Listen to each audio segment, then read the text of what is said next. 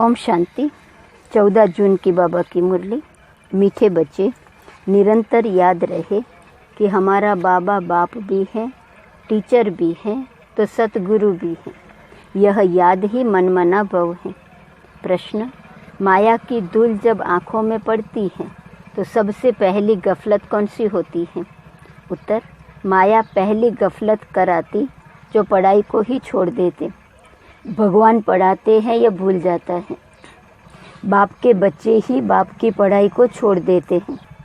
यह भी वंडर है।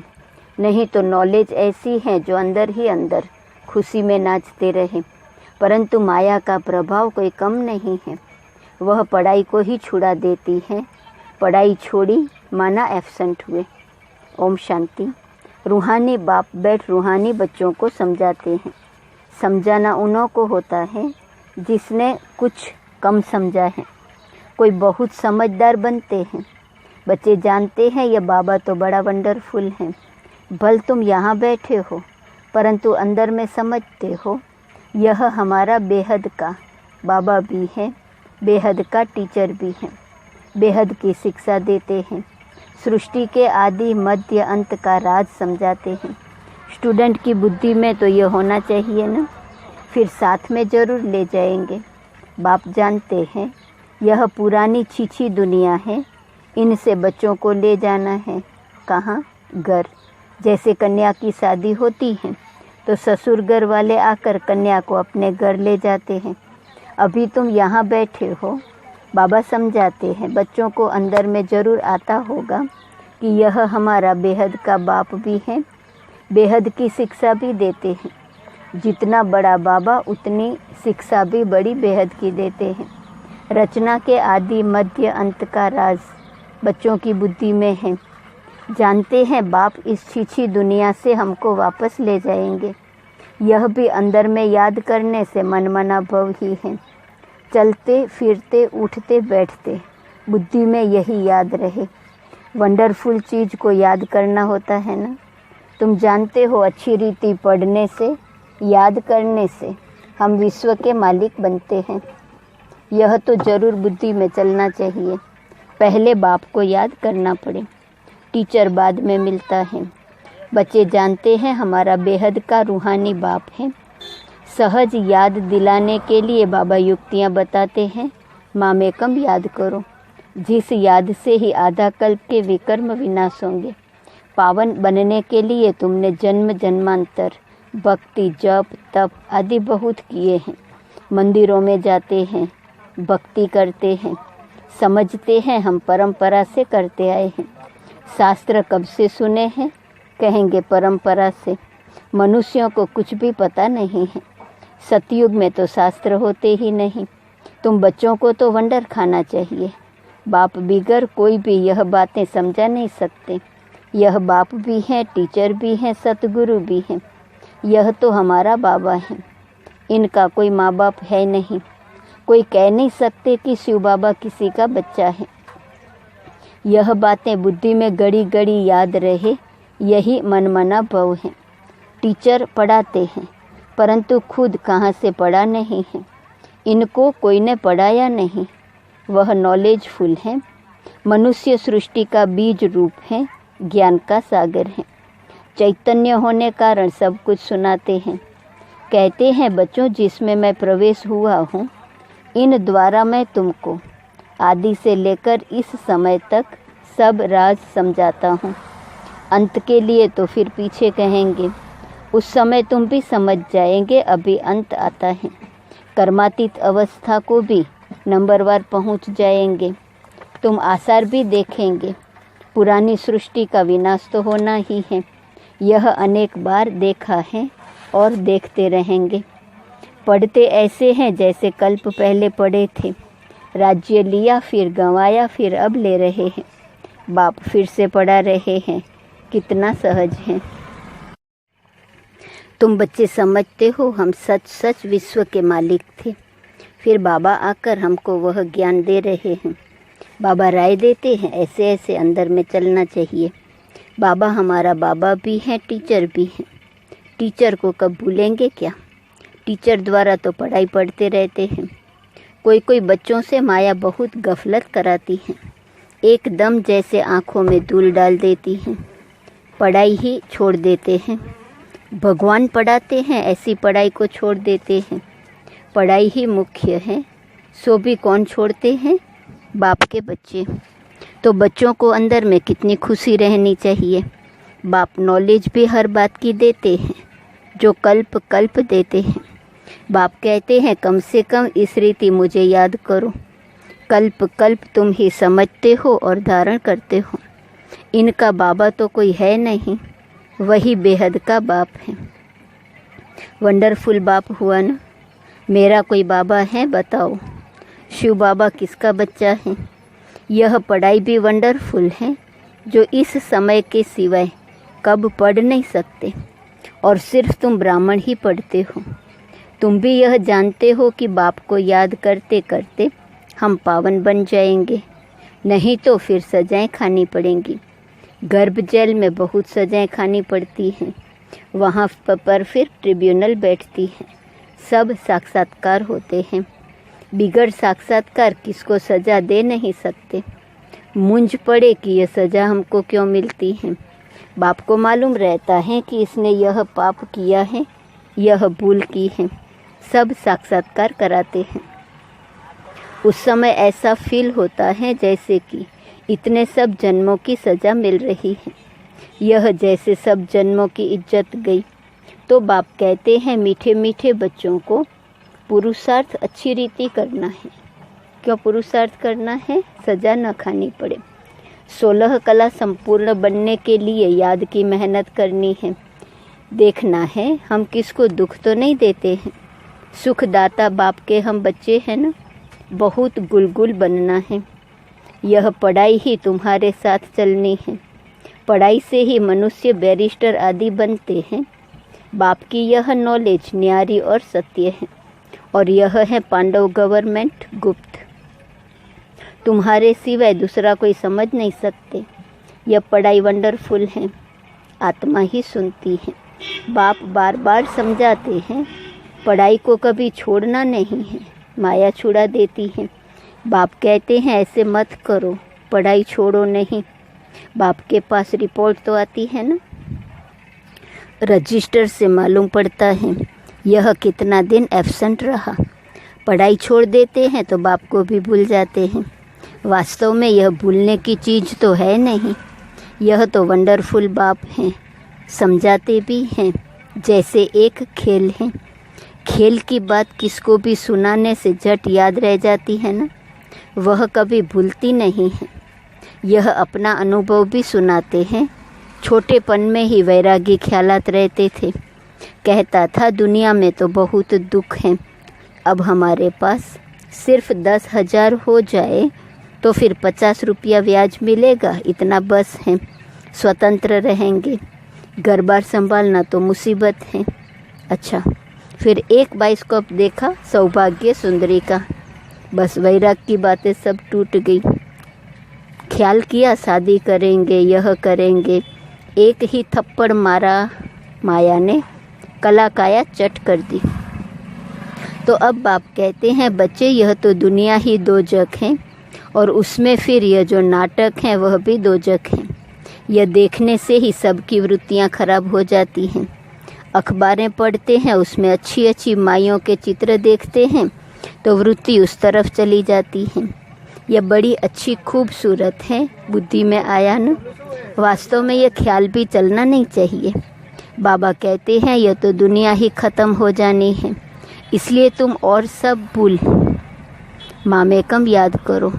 ऐसे ऐसे चित्र आदि क्यों देखते हो? यह सब बातें वृत्ति को नीचे ले आती हैं। यह जो कुछ देखते हो यह तो कब्र दाखिल होने हैं। जो कुछ इन आँखों से देखते हो उनको याद न करो, इनसे ममत्व मिटा दो। यह सब शरीर तो पुराने छीछी हैं, बल आत्मा शुद्ध बनती है, परंतु शरीर तो छीछी है न। इस तरफ ध्यान क्या देना है? एक बाप को ही देखना है।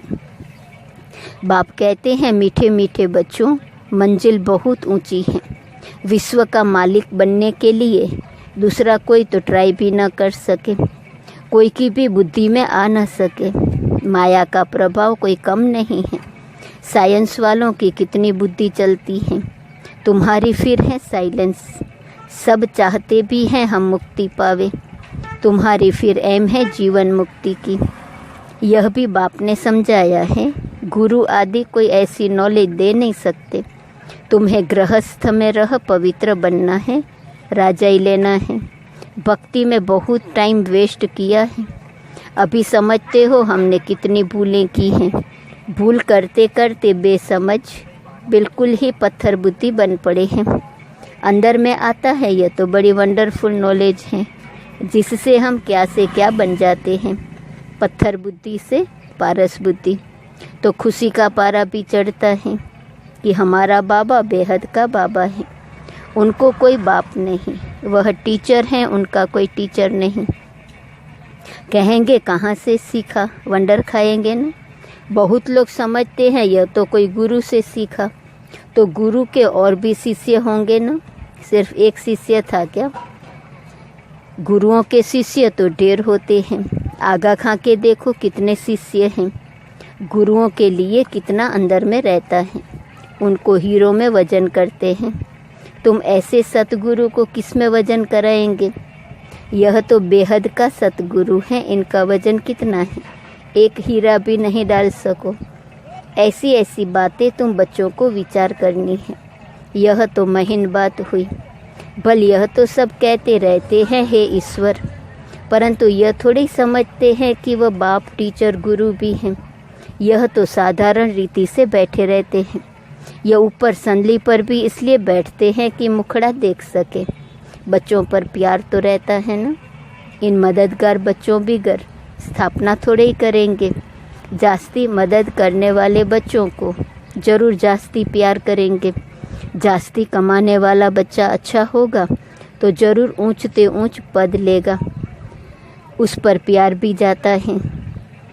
बच्चों को देख देख हर्षित होते हैं, आत्मा बहुत खुश होती है। कल्प कल्प बच्चों को देख खुश होता हूँ। कल्प कल्प बच्चे ही मददगार बनते हैं, बहुत प्यारे लगते हैं। कल्प कल्पांतर का प्यार जुट जाता है। बल कहाँ भी बैठे रहो, बुद्धि में बाप की याद रहे। यह बेहद का बाप है, इनका कोई बाप नहीं, इनका कोई टीचर नहीं।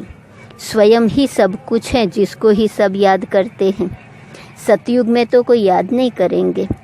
21 जन्मों के लिए बेड़ा पार हो गया तो तुमको कितनी खुशी होनी चाहिए। बस सारा दिन बाप की सर्विस करें, ऐसे बाप का परिचय दे। बाप से यह वर्षा मिलता है। बाप हमको राजयोग सिखलाते हैं और फिर सबको साथ भी ले जाते हैं। सारा चक्र बुद्धि में है। ऐसा चक्र तो कोई बना ना सके। अर्थ का तो किसको पता नहीं। तुम अभी समझते हो बाबा हमारा बेहद का बाबा भी है, बेहद का राज्य भी देते हैं, फिर साथ भी ले जाएंगे। ऐसे ऐसे तुम समझाएंगे, फिर कोई सर्वव्यापी कह नहीं सकेंगे। वह बाप हैं, टीचर हैं, तो सर्वव्यापी कैसे हो सकता? बेहद का बाप ही नॉलेजफुल है, सारे सृष्टि के आदि मध्य अंत को जानते हैं। बाप बच्चों को समझाते हैं, पढ़ाई को भूलो मत, यह बहुत बड़ी पढ़ाई है। बाबा परम पिता हैं, परम टीचर हैं, परम गुरु भी हैं। इन सब गुरुओं को भी ले जाएंगे। ऐसी ऐसी वंडरफुल बातें सुनानी चाहिए। बोलो, यह बेहद का खेल है। हर एक एक्टर को अपना पार्ट मिला हुआ है। बेहद के बाप से हम ही बेहद की बादशाही लेते हैं। हम ही मालिक थे, वैकुंठ होकर गया है, फिर जरूर होगा। श्री कृष्ण नई दुनिया का मालिक था, अब पुरानी दुनिया है, फिर जरूर नई दुनिया का मालिक बनेगा। चित्र में भी क्लियर है। तुम जानते हो अब हमारी लात नर्क की तरफ, मुँह स्वर्ग की तरफ है। वही याद रहता है। ऐसे याद करते करते अंतमति सो गति हो जाएंगी। कितनी अच्छी अच्छी बातें हैं जिनका सिमरण करना चाहिए। अच्छा, मीठे मीठे सिकिलदे बच्चों प्रति माता पिता बाप दादा का याद प्यार और गुड मॉर्निंग। रूहानी बाप की रूहानी बच्चों को नमस्ते। रूहानी बच्चों की रूहानी बाप को नमस्ते नमस्ते नमस्ते। धारणा के लिए मुख्य सार। पहली पॉइंट, इन आँखों से जो कुछ दिखाई देता है उनसे ममत्व मिटाना है। एक बाप को ही देखना है। वृत्ति को शुद्ध बनाने के लिए इन छीछी शरीरों की तरफ जरा भी ध्यान न जाए। दूसरा, बाप जो न्यारी और सत्य नॉलेज सुनाते हैं वह अच्छी तरह पढ़नी और पढ़ानी है। पढ़ाई कभी मिस नहीं करनी है। वरदान, शांति की शक्ति के प्रयोग द्वारा हर कार्य में सहज सफलता प्राप्त करने वाले प्रयोगी आत्मा भव। अब समय के परिवर्तन प्रमाण शांति की शक्ति के साधन प्रयोग में लाकर प्रयोगी आत्मा बनो। जैसे वाणी द्वारा आत्माओं में स्नेह के सहयोग की भावना उत्पन्न करते हो, ऐसे शुभ भावना स्नेह की भावना की स्थिति में स्थित हो। उन्होंने श्रेष्ठ भावनाएं उत्पन्न करो। जैसे दीपक दीपक को जगा देता है, ऐसे आपकी शक्तिशाली शुभ भावना औरों में सर्वश्रेष्ठ भावना उत्पन्न करा देंगी। इस शक्ति से स्थूल कार्य में भी बहुत सहज सफलता प्राप्त कर सकते हो। सिर्फ प्रयोग करके देखो। स्लोगन, सर्व का प्यारा बनना है तो खिले हुए रूहानी गुलाब बनो, मुरझाओ नहीं। आज का स्वमान, मैं लाइट हाउस हूँ। अव्यक्त इशारे की पॉइंट। 14 जून, कर्म करते हुए बार बार अटेंशन दो कि बाप की याद और सेवा में तत्पर हैं। सदा यह याद रखो कि हर कर्मेंद्रियों द्वारा बाप की याद की स्मृति दिलाने की सेवा करनी है। हर संकल्प द्वारा विश्व कल्याण का अर्थात लाइट हाउस का कर्तव्य करना है। हर सेकंड की पावरफुल वृत्ति द्वारा चारों ओर पावरफुल वाइब्रेशन फैलाना है। हर कर्म द्वारा हर आत्मा को कर्म योगी भव का वरदान देना है। हर कदम में स्वयं प्रति पद्मों की कमाई जमा करना है। संकल्प, समय, वृत्ति और कर्म चारों को सेवा प्रति लगाना, यही है कर्म योगी स्टेज। ओम शांति।